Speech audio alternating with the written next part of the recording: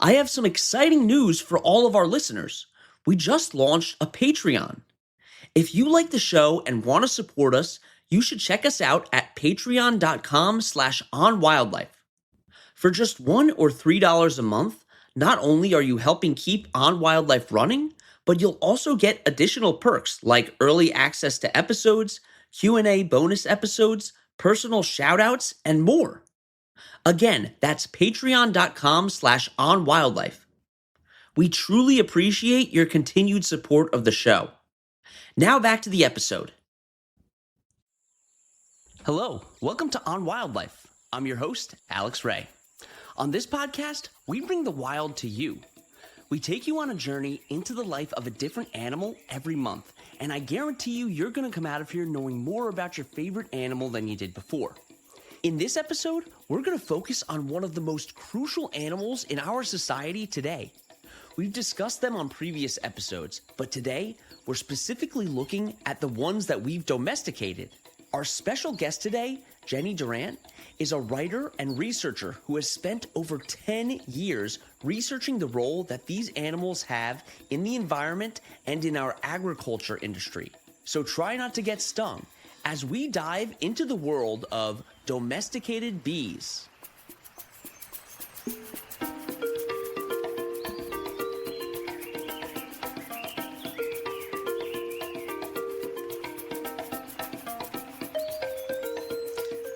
Hi, Jennie. Thanks so much for coming on to the show. How are you doing? I'm doing great. Thanks for having me on, Alex. Of course. I can't wait to start talking with you about bees. Can you tell me a little bit about what inspired you to become a bee researcher? Yeah, so I'm a social scientist, and so it means I study the people who work with bees, but I spend a lot of time just understanding bees as well. And so my start in the bee world was kind of unusual. I was living in the Philippines and I was a Fulbright scholar. And so I was studying rice terraces in the Philippines up in the northern mainland of Luzon. And I was really homesick. And my friend, who was this Peace Corps volunteer, had left the region. And one of my friends had given me A Secret Life of Bees by Sue Monk Kidd. Something about the descriptions of beekeeping really spoke to me. And I was like, I need to go find a beekeeper that's going to help me with my homesickness, which is not a normal inclination for me. So I sought out this woman who had a resort down. I say a resort, it's not what you're thinking. It was maybe 6 buildings, and it was this really sweet little location in this island called Bohol. And she had designed the buildings they were hexagonally shaped and to be the cell of a bee. And the kitchen had all honey was woven into all the food recipes. And then she had bees on the site. And then she also taught beekeeping to farmers across the island. And so I went and kind of did a little internship with her and for 10 days. And this was in 2007. And that was when colony collapse disorder first was hitting the news in a major way. And so I'm falling in love with these bees and then finding out that there's this mystery disease that's killing them. We didn't know what it was at the time. So what was happening was beekeepers were opening their colonies and most of the bees were gone. And it's just very unusual behavior. And so scientists could not figure out what was going on. They were is it cell phones? Is it pesticides? Is it some kind of, pest? And we still don't fully know what caused those losses at the time. But all I knew was, to me, I was so intrigued and I really wanted to figure out what was driving bee losses. And then eventually I decided to start a PhD program at UC Berkeley.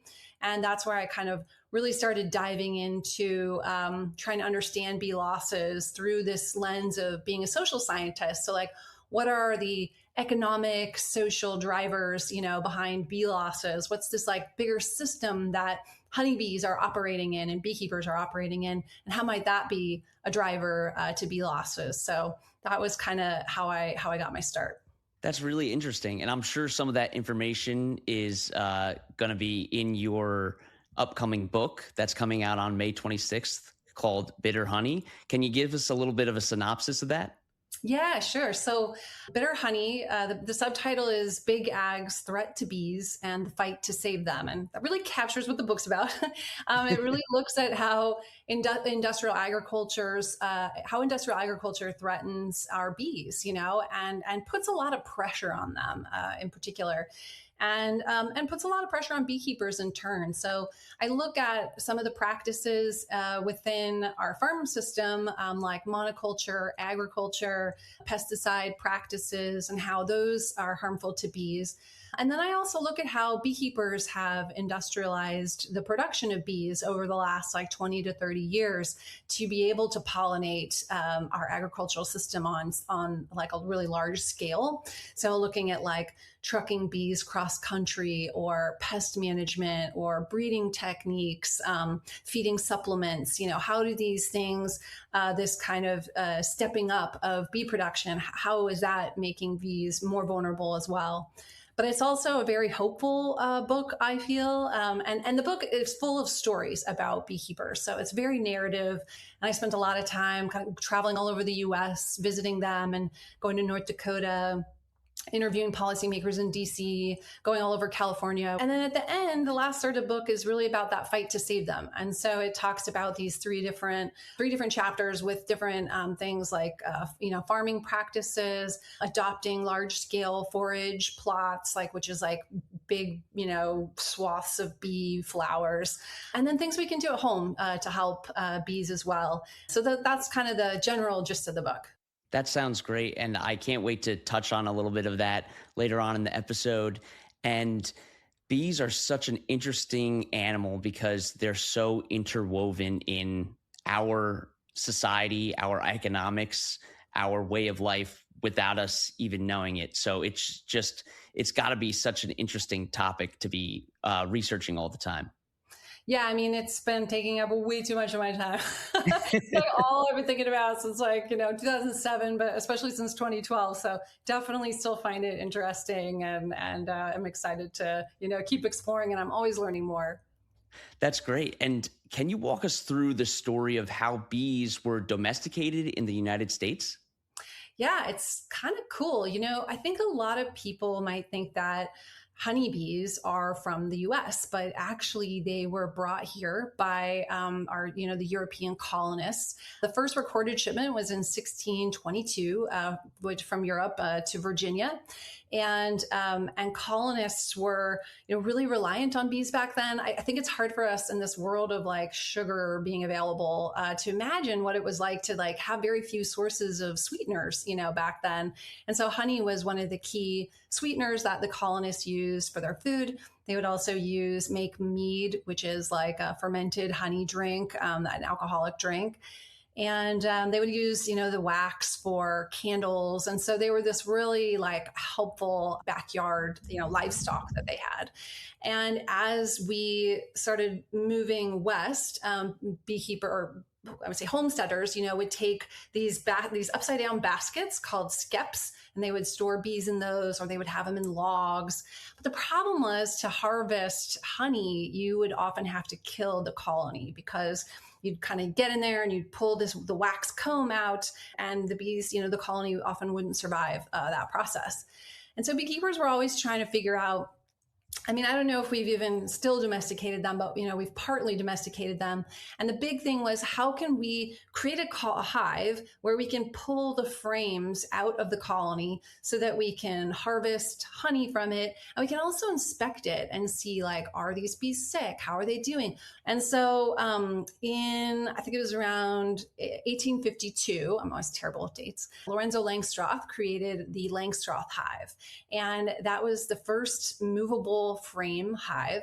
And basically, if you can just imagine a white box with 8 to 10 frames in it, and you can pull the frames out and look at them. And what he found out was making it so difficult was that bees need to have a certain amount of space that he calls bee space in between the frames. If it's too wide, they'll put in wax, so they'll build wax in there. And if it's too narrow, they just won't use that space because they can't travel up between the frames. And so he found just that right amount of space, and he called it bee space. And that was how he then made his hives, his colony design. And it's basically the same boxes that we use now. They're very much the same as they were back in the 1850s. And so what was cool about it was all of a sudden you could inspect the hives.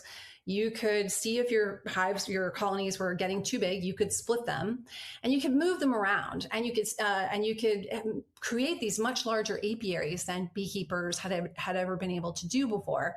And so it made beekeeping into more of a real operation and ability, something you could kind of make a living off of. And that really set the stage for what came later, which was beekeepers becoming commercial honey producers. They were producing honey during World War II and wax. They were really, really central to the war efforts. And then eventually they also became commercial pollinators, pollinating our crops, helping grow alfalfa seeds that were feeding our cattle and, helping with pollinate apples. And so that Langstroth colony and a few other inventions that have helped beekeepers really set the stage for that kind of domestication and sort of making it into a commercially viable operation. That's just amazing. I'd never thought that there was so much that went into beekeeping. And that kind of brings me into my next question. I'd love to know if there's a misconception that people who don't work in the beekeeping industry have about bees. Yeah. I mean, I think that a lot of people think that beekeeping is this kind of idyllic practice, and you're in your backyard and you've got your bee suit on and the bees are like softly humming and you get a colony of bees and they make you honey and there aren't really any issues. I had that same misconception when I first started out. I got some bees 2 or 3 times and they all died, and very quickly. So I think the thing that would surprise most people is how industrial beekeeping is. It's these large, the beekeepers that are pollinating our crops and producing most of our honey are operating at these massive scales. And so some beekeepers have 1,000, some beekeepers, one operation has like 90,000 colonies. That it's a family operation and they're managing this herd of colonies, across the United States. And it's really kind of a feast or famine endeavor, right? So like in California, we have the almond industry. It blooms in the middle of February and it's there for about a month. And then as soon as it ends, beekeepers have to find a new location, to take their bees to. So they've got billions of mouths to feed and they have to load them up, sometimes 400 to 500 on a semi truck. And then they're trucking them off to the next either pollination contract or the next place where they're going to be producing honey. And it's this huge operation with a ton of labor, and they're having to check for mites and pests and diseases. And it's a lot of hard work. And it just requires like intense logistics, that I think a lot of us wouldn't associate with beekeeping, but that is really sort of what it is at this commercial scale. Yeah, that's crazy. So it's not like having a little garden in your backyard. There's so much upkeep that's involved in it. Even with hobby beekeeping, which is like having a colony in your backyard, it still is a lot of work. And I think a lot of people don't understand just like I said, like how much they're going to have to manage for pests and really monitor their bees and put effort and time into understanding how it works to keep bees. They're not like an easy pet to have. It's so interesting to learn about the ins and outs of the beekeeping industry. Let's take a quick break. And when we get back, we'll take an even deeper dive. You're going to want to hear about the bee refrigerators in North Dakota.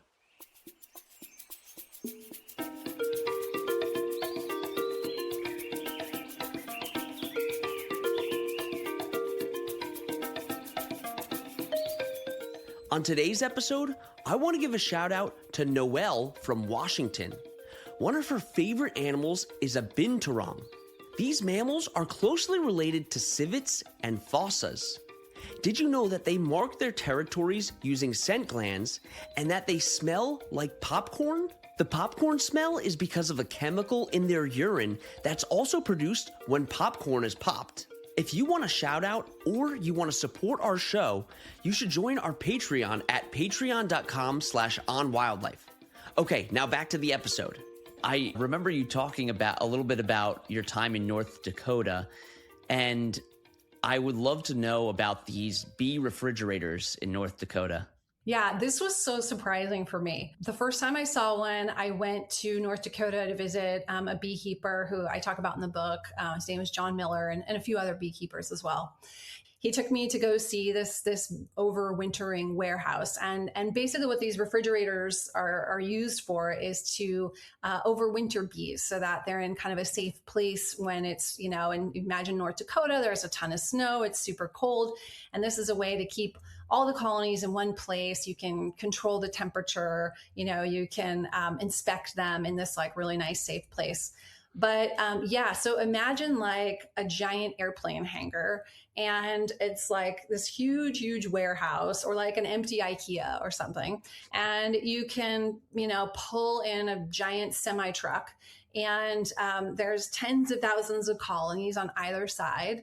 A lot of them have red lights along the top of the ceiling, and that's because, and then they can shine them down because bees aren't bothered by red light. And so if you have normal lights on, it can stress them out or wake them up, kind of pull them out of their winter cluster, which is kind of like hibernation for bees. And so these red lights are how the beekeepers will work on the colonies. And then they'll use a big old forklift and lift them up and put them onto the semi trucks, before they ship them off to almonds. And they can control the CO2 levels, they can control the temperature, the amount of fresh air that's getting blown in. And they tend to build them out of California because it's just, they're so huge, and land is so expensive here in California that you'll often see them in like North Dakota or Idaho, Montana might be a great location where you can just pull in cool air from the outside to cool off the bees. So they're kind of just these like wild giant spaces, but there's a lot of science showing that bees who go into these refrigerators actually do really well. They tend to have lower mite counts, that pest I was mentioning earlier, and they tend to have their bodies just tend to be kind of healthier coming out of and more robust coming out of the warehouses. So it's just something about that stable temperature and bringing them in the fall, so they don't have to be searching for food too late into the fall. It just tends to produce a stronger, healthier bee for almond pollination. That is so interesting, and something that I think a lot of our viewers might not know is just how big of an industrial endeavor beekeeping is. Something that I never really thought about. So that it's just crazy what goes into keeping these bees healthy and alive, and all around really crazy. Yeah. And I'm here to blow your mind, Alex. You were talking about the mites that are kind of impacting bee populations. What are some of the main factors that go into that, and some other problems that bees are facing right now? I think that when colony collapse disorder was happening, we were really looking for like a silver bullet, and there just hasn't been a single driver of bee declines. And so I really talk about it as industrial agriculture being a major driver, but we could break it down even a bit more. And so beekeepers talk about the 4 Ps. And so they talk about pests. And so the first pest that is the most problematic are these varroa mites that I mentioned. And it's kind of like, well, it's sort of like a tick, that's on a bee. But the way I like to think about it is if you imagine a giant crab that is attached to your torso and just sort of sucking on your liver slowly over time. And that's what's happening. Exactly. But it's evocative of why these bees are so sick, because they have these like ticks that just feed on them for a long period of time. And it's feeding on their fat body, which kind of functions like a liver, and in terms of detoxifying them. And then they're also spreading diseases. And so the second P is pathogens.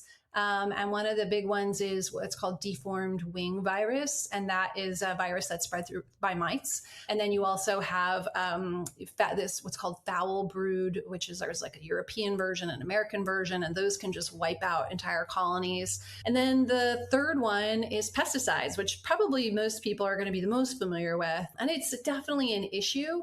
But the nice thing about pesticides is beekeepers can often negotiate with the farmers or landowners whose land they're on. Like, hey, could you apply this at a certain time of day? Or could you hold off on doing that till I can get my bees out of here? And so there's a little more wiggle room for negotiating how pesticides might affect you. You can't control your bees. Sometimes they fly way off the property that you're on searching for food, but there is some leeway there. And there is a lot of, a lot of pesticides have labels on them that indicate whether they're at least acutely bee toxic. But there are some that are sublethally toxic, like neonicotinoids, which people might have heard of, which means that they can make bees sick in subtler ways, like they can affect their navigation abilities or their ability to learn or their ability to kind of to reproduce. And so these are things that kind of make a colony sick rather than kill them outright. And those are kind of the big concerns for the beekeeping industry, is these sublethally toxic pesticides. The fourth P is prairie, and I would just describe it as bee-friendly flowers. And that's a huge issue that we're dealing with. There's just not enough flowers, for all the bees we have, honeybees and the native bees. And so that's an issue. And then I'd also mention, climate change is also an issue. And then also policies, like there are government policies, federal, state, local policies that can also really make it difficult for beekeepers and bees to be healthy. The world that they're navigating, that beekeepers and bees are navigating, and some of they all kind of intersect, in this nexus of challenges to make bee life a little more difficult. Yeah, definitely. And I would assume that climate change probably increases the likelihood of these diseases and the mites that feed on the bees as well. Yeah, it's really a force multiplier, right? And then the other issue that we have is like, you've got drought, and then you don't have flowers, right? Because they dry up too quickly. Maybe they're dried up before the beekeeper, even arrives. And so like it was a couple of years ago, there was such a bad drought in the Midwest, which is where I think it's like 40% of all US colonies go to produce honey each summer to this particular region in the Midwest. And the drought was so bad that beekeepers couldn't make any honey. And then all of a sudden they were like, do I feed my bees? Do I find some new place down south where there's been some rainfall and take them there? And then wildfire is, wiping out bee forage, especially like on public lands where, which really affects native bees. And so it's really a shifting landscape for bees and beekeepers right now. And climate change really exacerbates, exactly as you said, like how all of these mites and so on are impacting bees. Yeah, absolutely. And I feel like a lot of us take honey for granted because we can walk into the grocery store at any time and pick out our selection of all the different honey brands. But the amount of work and effort that goes into that is just unfathomable. So much. And another piece I would just encourage, or I would mention is that, a lot of the honey is not from the United States. Beekeepers, I can't remember exactly what the percentage is, but they're producing something like a quarter or a fifth of the honey that's for sale. And some honey's actually the third most adulterated food in the world. And so some of the honey we're getting off the shelves isn't even just honey. It's sometimes honey mixed with other syrups or depending on where you're getting it from. So I would just always encourage people to, try and make sure your honey sourced from the US or from a local beekeeper. That then you really know that you're getting, a quality product. But yes, we still take it for granted, even then. And it's so true. Like just understanding all the work that goes into making honey it's a massive undertaking. Yeah, definitely. And aside from the honey, what are some other reasons why people should really care about these declining bee populations? It's funny because bees are like these invisible laborers in our food system, and they are pollinating a third of every bite we eat. It's like 35% of our total crop volume benefits from pollination services. And I think it's something like 75% of our top crops. So we really depend on them. Not every crop needs bees. Almonds need bees, for example, but some benefit from bee pollination and just, other animal pollination. But what happens then is we lose pollinators is harvests become smaller, and sometimes even just the crop themselves are smaller, fruits are smaller. And that means that if the harvest is smaller, then there's less of that on the market and the prices become more expensive.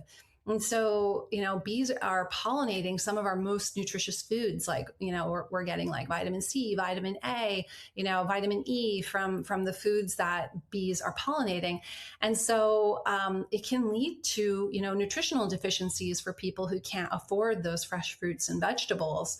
One study I read kind of blew my mind. It was estimating that insufficient pollination leads to about 500,000 deaths each year because of the nutritional, effects of not having enough, not having adequate nutrition Wow. because there's insufficient pollination around the world. And so, this really does have major effects. Maybe not here in the U.S., but who knows how long that will last.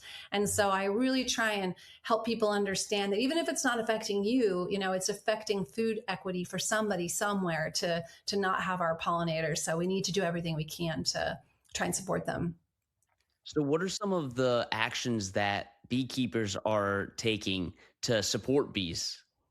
Yeah. So, I mean, kind of everything they're doing is to support bees. Like that's all they think about is like, how can I keep my bees alive? But two of the cool things that really come to mind is they've been just really initiating pretty amazing relationships with farmers. One of the cool partnerships I like to talk about or that has really impressed me, is their partnership with the almond industry. And so back in 2014, a bunch of beekeepers got together with some growers and sort of representatives in the industry, and they came up with a set of bee best management practices, or BMPs.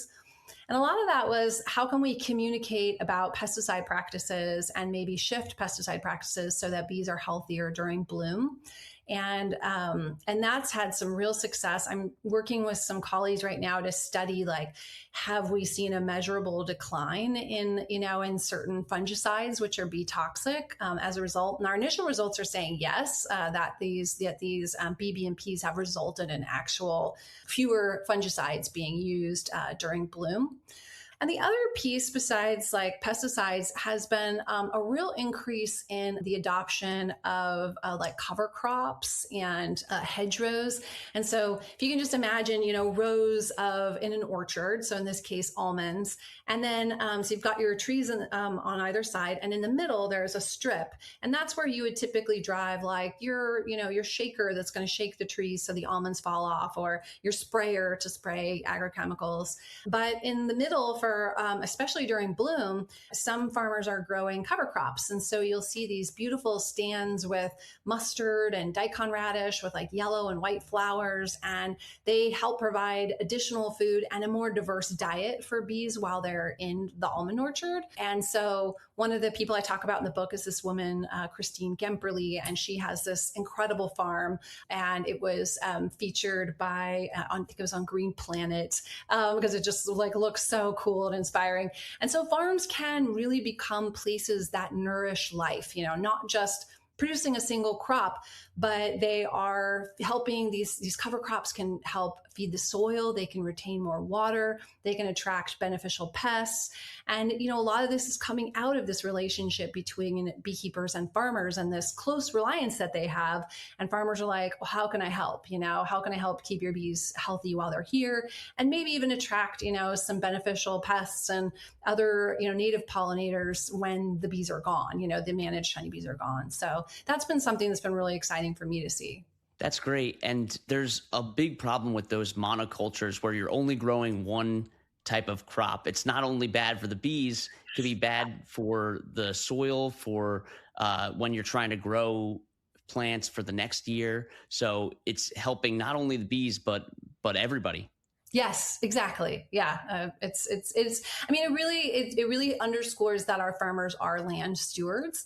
And the last thing I would just say about that is they also need support. So anything that we can do to, there's some great programs, like one of them is called Project Apis M, and they have helped fund like the first 3 years of cover crop adoption for farmers. And so that helps them kind of just get a little financial incentive and support to get going with some of these practices, because there's risks involved in adopting any new practice. So that's also one way that, beekeepers and we can also support farmers is figuring out programs that are helping get these kinds of programs off the ground, and supporting those.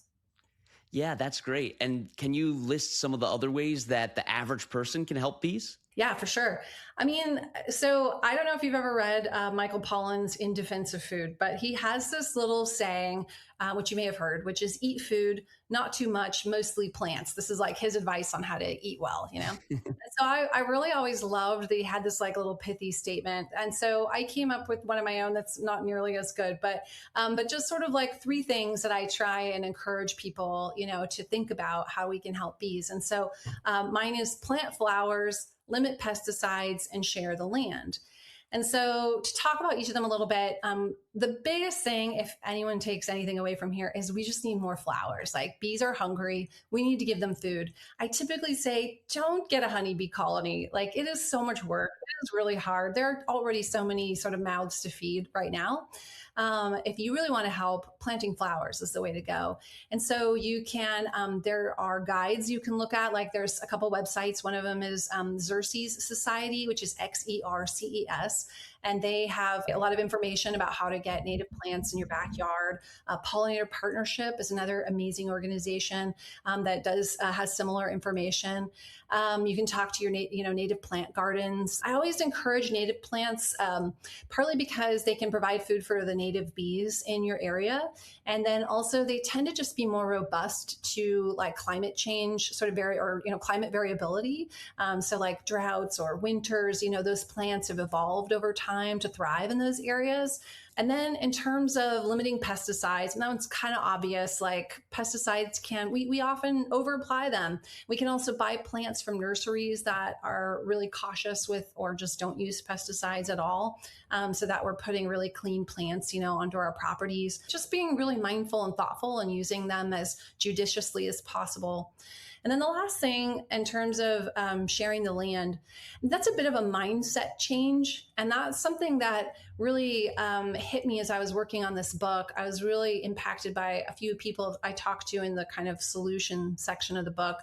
And it was really like, how do we think of the land that we're on, not just as it belonging to us and sort of here for us to use and enjoy, but as land that is shared, by so much wildlife and by insects and animals in the soil and mammals that we're not seeing kind of, crossing in and out of our yards at night. And it may sound a bit corny, but I really think that developing sort of a sharing the land, sort of ethos can help us, be more conscientious about how we're using the landscapes we're in, how we interact with them, the respect we give to the other, creatures that share the planet with us. I think that will go a long way towards helping our bee populations and the other animals that rely on them to thrive. Yeah, I completely agree. And I think there's something so rewarding about making, let's say, your backyard a wildlife friendly backyard, and then you get to reap the rewards of seeing these animals thriving in your own backyard, and you get to share that with them. So I think that's amazing. Yeah, we a quick note on that. We bought this property here in Berkeley, and it's like this very small house, and then it has this big yard in the back, and it was just grass and dirt. And we were like, okay, we really should fix up our house, but let's just make this yard really amazing. And so we planted this like central area that's just pollinator plants, and we never touch it. And I mean, we plant new plants in as they die, but like we don't use it for anything.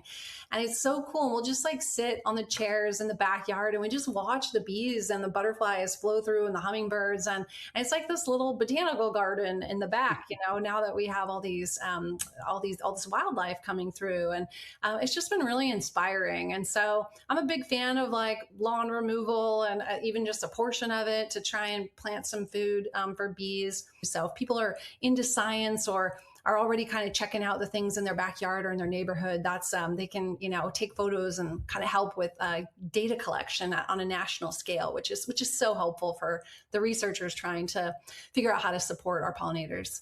Yeah, I love that. And I think that's a perfect way to end the interview, because leaving it on a positive note, how we can help, I think that's awesome. So Jennie, thank you so much again for coming on to the show. Really enjoyed our conversation.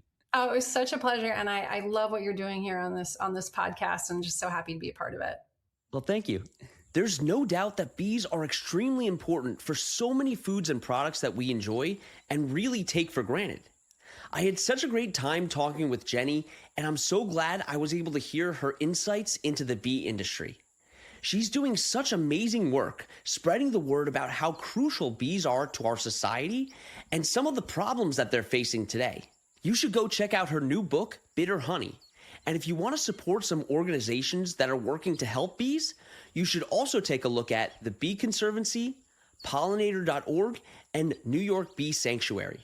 Thank you so much for coming on this adventure with me as we explored the world of domesticated bees. You can find the sources that we use for this podcast and links to organizations that we reference at onwildlife.org. You could also email us with any questions, and you can follow us on Instagram at @on_wildlife or on TikTok at @onwildlife. And don't forget to tune in next month for another awesome episode. And that's On Wildlife.